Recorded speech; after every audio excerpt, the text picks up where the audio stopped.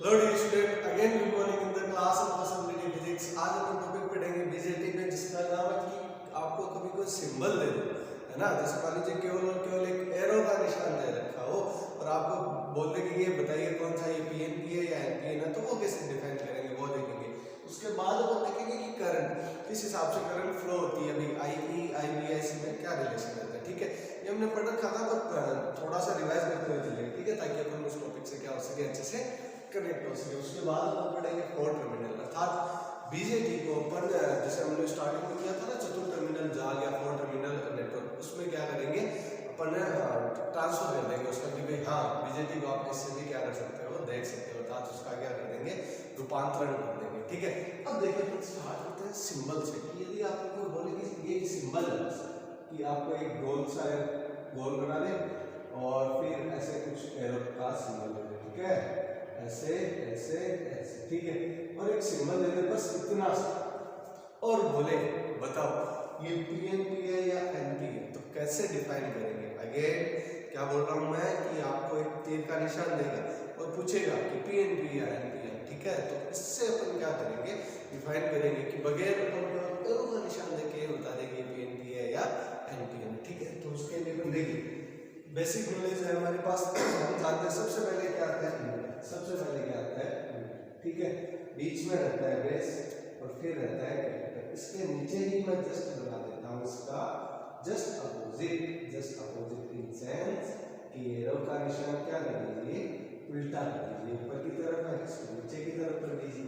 ठीक है, अब आपको बोले कि बताइए कौन सा पीएनपी है और कौन सा एनपीएन, तो अपन क्या करेंगे, देखिए ई बी सी हुआ, इसी प्रकार से पहले मीटर होगा, फिर बेस होगा, फिर कलेक्टर होगा। सर कैसे पता चला इस साइड में क्या होगा, इमिटर होगा, तो इमिटर ही क्या करेगा, इमिट करेगा तभी कोई चीज कलेक्ट कर पाएगी ना। अब यहाँ पे कलेक्टर दो चीजें कलेक्ट करता है, एक तो इलेक्ट्रॉन और एक होल, पीएन एनपीएन, एनपीएन में इलेक्ट्रॉन, पीएनपी में होल। ठीक है, पहली बात। दूसरी बात, यहाँ पे एक चीज लिखवा रहा हूँ या समझा रहा हूँ कि बीजेटी को बीजेटी ही क्यों बोलते हैं, बाइपोलर जंक्शन ट्रांजिस्टर क्यों बोलते हैं, जैसे एफईटी को बोलते हैं फील्ड इफेक्ट ट्रांजिस्टर, है ना, ऐसे ही बीजेटी को बीजेटी ही क्यों बोलते हैं। तो बीजेटी को बीजेटी बोलने का यहाँ पे एक ये सेंस रहता है, स्टार डाल के लिख रहा हूँ, कि जो करंट फ्लो होती है ना बीजेटी में, करंट जो फ्लो होती है वो दोनों मतलब इलेक्ट्रॉन और सेकंड वन इज होल, कि भी दोनों की वजह से क्या होती है, फ्लो होती है। दैट्स व्हाई इसको क्या बोलते हैं, बाइपोलर जंक्शन ट्रांजिस्टर। की भी इसमें जो करंट फ्लो होगी वो यहाँ पे इलेक्ट्रॉन करवा सकता है, होल दोनों ही करवा सकते हैं। दैट्स व्हाई इसको इलेक्ट्रॉन होल अपन क्या बोलते हैं, बीजेटी बोलते हैं। ठीक है, अब बात आ गई वापस वहीं पे, सर आपने ये तो बताया कि सिंबल देख के कैसे पता चलेगा। ठीक है, तो देखिए एरो का निशान उल्टा है, एरो का निशान उल्टा है।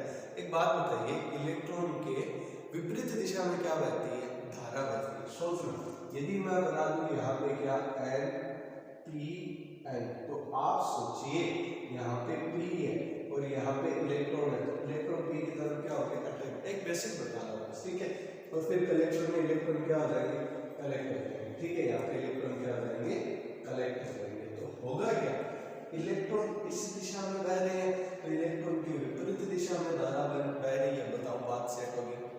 दैट मींस ये कौन सा हुआ, एनपीएन। ऐसे ही अपन बात करें पीएनपी, पी एंड पी, तो आप सोचो पी का मतलब होल, एन का मतलब इलेक्ट्रॉन, तो इलेक्ट्रॉन किसकी तरफ अट्रैक्ट होंगे, होल की तरफ, या उल्टा बोल दे, होल किसकी तरफ अट्रैक्ट होंगे, इलेक्ट्रॉन की तरफ। तो ये होल है, इलेक्ट्रॉन को बोलेंगे आ जाएगी ना, दैट मींस होल के प्रोपगेशन की डायरेक्शन में ही क्या होगी, करंट की डायरेक्शन, दैट मींस ये क्या हो जाएगा, पीएनपी। तो ये देखिए यहाँ तक क्लियर है। ठीक है, उसके बाद अपन बात करते हैं दूसरा पॉइंट जो हमने लिखा है करंट। क्या लिखा है, करंट। देखिए ये दो प्रकार से बढ़ेंगे, एक तो बढ़ेंगे किसके लिए, एनपीएन के लिए, ठीक है, एक बढ़ेंगे अपन एनपीएन के लिए और दूसरा अपन बढ़ेंगे पीएनपी के लिए। किसके लिए, पीएनपी के लिए। ठीक है, तो देखिए सर काफी टाइम पहले एक वीडियो आता है, काफी टाइम से 3-4 दिन पहले, तो उसमें आपने बोला था इमिटर बेस को रखना है, आपने ट्रिक बोल के बोला था, तो इमिटर बेस को रखना है किसमें, फॉरवर्ड बायस में, और इसको रिवर्स बायस में। तो देखिए यहाँ पे इमीटर का काम कौन करेगा, ये वाला बेस, और ये हो गया कलेक्टर। तो यहाँ पे जो आप दोगे बैटरी वो किसमें होगी, फॉरवर्ड बायस में। किसमें होगी, एफ, याद रहेगा फेसबुक से फॉरवर्ड बायस में, ठीक है। तो फॉरवर्ड बायस का मतलब एन किससे जुड़ जाए, एन से जुड़ जाए, और पी किससे जुड़ जाए, पी से जुड़ जाए, और बड़ा सिरा प्लस का, छोटा सिरा किसका हो जाए, माइनस का, ठीक है। आफ्टर दैट अपन बात करेंगे इसको आरबी में रखेंगे, ठीक है। आरबी मतलब रिवर्स बायस में। तो रिवर्स बायस का मतलब क्या हो गया, रिवर्स बायस का मतलब पॉजिटिव है वो नेगेटिव से जुड़ जाए, और नेगेटिव है वो किससे जुड़ जाए, पॉजिटिव से। तो कौन सा बायस बनेगा, रिवर्स बायस बनेगा, ठीक है। अब यहाँ पे देखिए इलेक्ट्रॉन है, सिंपल समझिए है ना, इसकी तरफ अट्रैक्ट होंगे पॉजिटिव, इसकी तरफ पॉजिटिव प्लस पार्ट की तरफ या होल की तरफ। तो इलेक्ट्रॉन के विपरीत दिशा में क्या होगी, धारा प्रवाहित होगी, अर्थात इमीटर करंट कैसे रहेगी, आई। क्यों, क्योंकि इलेक्ट्रॉन किस दिशा में फ्लो हो रहे हैं, प्लस की डायरेक्शन, ठीक है। अब देखिए आगे, देखो यहाँ पे होल है, यहाँ पे इलेक्ट्रॉन है, तो होल इस दिशा में प्रवाहित होगी, दैट मींस आई बी की डायरेक्शन क्या रहेगी, ऐसे, ठीक है। अगेन अब अपन बात करें कलेक्टर और इसकी, तो यहाँ पे क्या रहेगा, ये एन पी एन, तो यहाँ पे रहेगा इलेक्ट्रॉन, ठीक है। इलेक्ट्रॉन किस तरफ अट्रैक्ट होंगे, प्लस की तरफ। तो इलेक्ट्रॉन के विपरीत दिशा में क्या प्रवाहित होगी, धारा प्रवाहित होगी, तो ये क्या हो जाएगा, आईसी, ठीक है। अब हम जानते हैं कि जो यहाँ पर एक बना लेते हैं क्या, संधि, क्या बनाते हैं, संधि। क्यों संधि बनाया, क्योंकि आपने लिखा करंट में रिलेशन, एमीटर बेस और कलेक्टर है ना, तो इसमें रिलेशन निकालने के लिए अपन क्या करेंगे, यहाँ पे एक संधि बनाए, उस संधि से निकलने वाली धारा प्लस, और संधि से निकलने वाली धारा माइनस, और आने वाली धारा प्लस, अर्थात संधि का क्या लगा देते हैं, सिंपल सा नियम लगा देते हैं ना। संधि नियम क्या कहता है, यदि आपको पता हो कि संधि, मान लीजिए ये एक संधि है, इस पे एक धारा आ रही है, दो आ रही है, तीसरी आ रही है ना, तो जो आती है धारा वो तो प्लस, और जो निकल रही है वो माइनस। दैट मींस यहाँ पे देखो, बैठ के देखो, ये आ रही है, इसका मतलब आई पी क्या है, प्लस, ठीक है। आई पी क्या कर रही है, जा रही है, इसका मतलब आई पी क्या है, माइनस, ठीक है। प्लस आई सी, आई सी भी यहाँ पे बैठ के देखोगे तो निकलती हुई दिखाई देगी, तो मतलब क्या हो गया, माइनस कितना आ गया, आई सी, और समेशन कितना होता है, 0, ठीक है। किरचॉफ का जो संधि नियम है उसके अकॉर्डिंग क्या केवीएल लगाएंगे, तो केवीएल लगाएंगे तो यहाँ पे कितना हो जाएगा, समेशन ऑफ 0, ठीक है। Summation total 0, that means I E equals to क्या हो जाएगा, यहाँ पे हो जाएगा आई बी प्लस कितना हो जाएगा, आई सी। अब आप मेरे को एक बात बताइए, यहाँ से मैं आई सी निकालूं तो वैल्यू आएगी आई ई माइनस कितना आएगा, आई बी आएगा। अब यहाँ पर कुछ डिस्कशन कर सकते हैं, कौन सा डिस्कशन कर सकते हैं कि देखिए यहाँ पर आई ई माइनस आई बी, अर्थात कलेक्टर को जो धारा मिलती है ना, कलेक्टर को जो धारा मिलती है उसमें बेस क्या कर रहा है, कम कर रहा है। दैट मीन्स ये बेस लगाने की वजह से क्या हो रही है, धारा कम हो रही है। तो इसका कारण क्या है, इसका कारण ये है कि यहाँ के इलेक्ट्रॉन जब यहाँ आ रहे होते हैं तो ये सुंदर से होल क्या कर लेते हैं, इसको अट्रैक्ट कर लेते हैं और डिफ्यूज कर सकते हैं, कर देते हैं, अर्थात इलेक्ट्रॉन को यही रोक लेते हैं, आगे नहीं जाने देते। तो दैट्स व्हाई इसकी वजह से क्या हो जाती है, धारा कम हो जाती है। ये किसकी बात हुई, एन पी एन। अब देखते हैं अपन किसका, पी एन पी का। तो पी एन पी देखने के लिए अपन वापस क्या करेंगे, अपन ये जोड़ेंगे, तो ये एफ बी में होगा, ठीक है। एफ बी फेसबुक से याद रह जाएगा, आप सब फेसबुक चलाते हो ना, ठीक है, तो सारे आप फेसबुक चलाते हो, तो ये आर बी, राजस्थान और बेंगलोर की जैसे कोई भी टीम मान लीजिए ना, ये आर बी के हिसाब से रहेगा। तो इसको लेना है रिवर्स बायस में, इसको फॉरवर्ड बायस में। फॉरवर्ड बायस का मतलब पी जुड़ जाए पी से, एन जुड़ जाए एन से। रिवर्स बायस का मतलब एन जुड़ जाए पी प्लस से, और पी जुड़ जाए किससे, माइनस से। तो ये प्लस, ये माइनस, ये प्लस और ये माइनस। अब आप एक बात बताओ, यहाँ पे क्या है, होल, यहाँ पे इलेक्ट्रॉन, तो यहाँ के जो इलेक्ट्रॉन है वो किस तरफ अट्रैक्ट होंगे, आप सोचो। ये नेगेटिव है, रिपल करेगा, ये पॉजिटिव है, तो इस तरफ क्या होंगे, इलेक्ट्रॉन अट्रैक्ट होंगे। तो इलेक्ट्रॉन इस दिशा में बहेंगे, कौन सी दिशा में, इस दिशा में। तो बेस जो करंट होगी वो क्या होगी, अपोजिट हो जाएगी, क्या हो जाएगी, अपोजिट हो जाएगी। बात करें इमीटर पे, तो इमीटर में क्या होगा, होल किस दिशा में बहेंगे, ये नेगेटिव, ये पॉजिटिव, एकदम सिंपल समझा रहा हूँ, एकदम सिंपल है ना। तो इस तरफ होल बहेंगे तो उसी डायरेक्शन में क्या हो जाएगी, आई ई हो जाएगी, इसी डायरेक्शन में क्या हो जाएगी, आई ई हो जाएगी, इसका आई सी इस तरफ लेंगे, ठीक है।